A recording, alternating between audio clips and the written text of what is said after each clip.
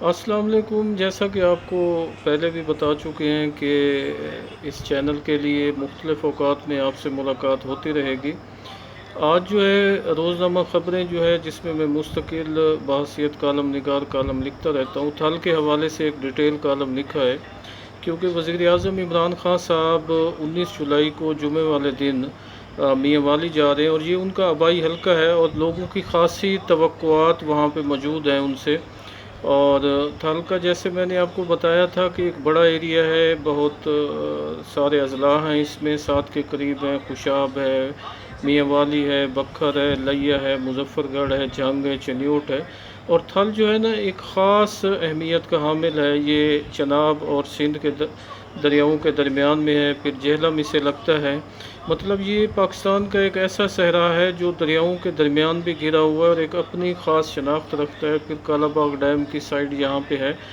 تو آج کے والے کالم میں جو زیادہ چیزیں میں نے ڈسکس کی وہ یہ کی کہ اس تھل کے ان 7 اضلاع میں کوئی میڈیکل کالج نہیں ہے، کوئی ڈینٹل کالج نہیں ہے، کوئی پنجاب یونیورسٹی جیسا ادارہ نہیں ہے، کوئی زکریہ یونیورسٹی جیسا ادارہ نہیں ہے، کوئی انڈسٹری نہیں ہے، کوئی وومن یونیورسٹی نہیں ہے، کوئی ٹیکنالوجی کالج نہیں ہے، مطلب کوئی ایئرپورٹ نہیں ہے، کوئی موٹر وے نہیں ہے۔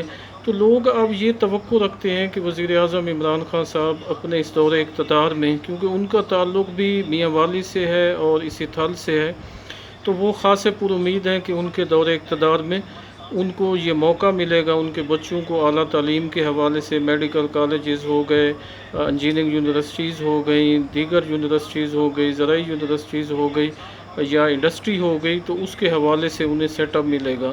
ایک کرکٹ سٹیڈیم کا بھی عمران خان صاحب نے کہا ہوا ہے میاں والی میں، اور جب وہ پوزیشن میں تھے تو انہوں نے اس حوالے سے خاصا زور دے کے کہا تھا کہ انہیں زمین چاہیے اور انہیں زمین دی جائے وہاں پہ۔ اب تو وہ حکومت میں ہیں، توقع کی جا سکتی ہے کہ وہ اس پروجیکٹ کو کرائیں گے۔ ہاکی سٹیڈیم نہیں ہے، کاتے روڈ کے نام سے جو ایم روڈ ہے اس کی صورتحال کا بھی ابھی کوئی پتہ نہیں ہے کہ اس پہ کیا ہونا ہے، کہ وہ کب شروع ہونا ہے۔ وہ ہمارے ایک استاد بھی ہیں اور شاعر بھی ہیں انتخاب احمد بشر صاحب، وہ جب ان سے پوچھیں کہ وہ تھل میڈیکل کالج بننا تھا تو وہ اکثر کہتے ہیں کہ وہ جو قیامت والے دن بننا ہے۔ تو اس طرح لوگ جو ہے نا وہ مایوسی کا شکار بھی ہیں۔